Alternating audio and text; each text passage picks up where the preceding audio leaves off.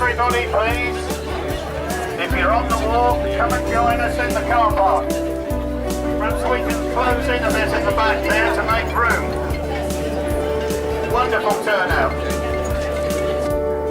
Good morning and welcome to Eccleshall.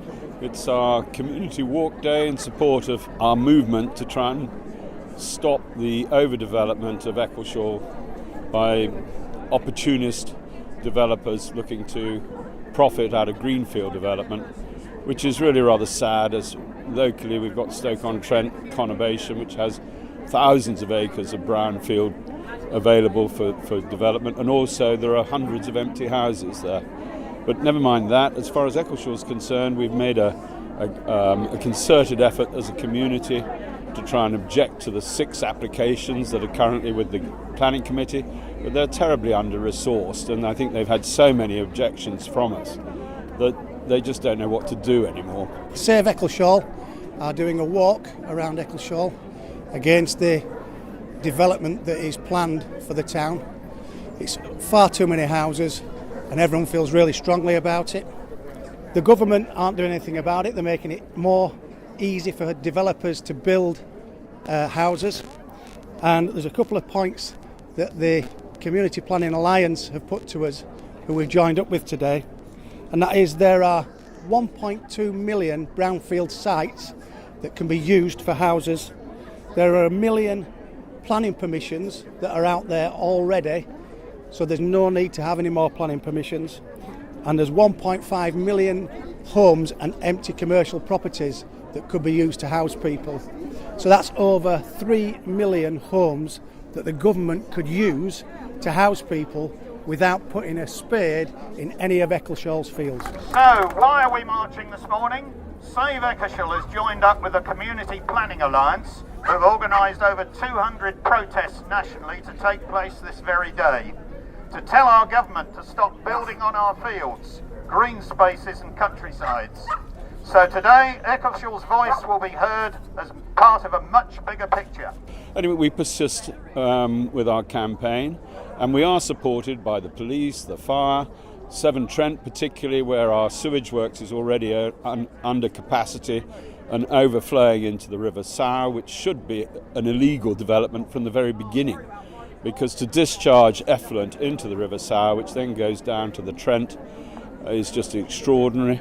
And then also that we have the surface runoff from the areas under consideration, especially the Bellway and Holt Blaw developments, which look like taking about 1 million gallons of surface water when there's a heavy rainfall into this overburdened sewage works, which will then just naturally flow into the Sow, and then eventually down into Sainsbury's car park in Stafford, which floods. Yeah, we're just waiting for the birds from Eccleshall, the feathered kind. This is my life. We have been at Fletcher's for 33 years. My late father set it up. I was very determined that I was taking it over, and we're now about to hit our 33rd year. I can't tell you how badly this is going to affect us because we don't know. The only thing I am certain of is it's going to be bad, because it's going to be prolonged. It's going to affect the animals, it's going to affect our visitors, it's potentially going to affect the staff. The only thing we've got to measure it on is the effects that the other builds have had on us. So our emus, for example, when they were pile driving the one up the top, our emus weren't terribly happy with that. They would pace, they would get distressed. But it was at a distance, so if the wind was blowing in the right direction, they were calm. This is we're in the middle of that, smack bang in the middle of it. So yeah, there's a great deal to complain about always, and that's what's always, we are always seen as NIMBYs, but we're not really NIMBYs. We're just practical people who live and contribute and pay our taxes. And we have a nice town with Eccleshall that goes back hundreds of years, and it needs protecting. It cannot cope with 1,000 more cars, 2,000 more people. We're already stretched in a number of areas, medically, educationally, and we've already talked about drainage. So the whole scheme is patently something that has been created by Whitehall to ruin people's lives in the countryside. According to Community Planning Alliance figures, the UK already has the capacity to build 1.2 million brownfield homes, i.e. on former industrial sites. There are 1 million unbuilt properties with planning permissions and 1.5 million empty homes and commercial buildings.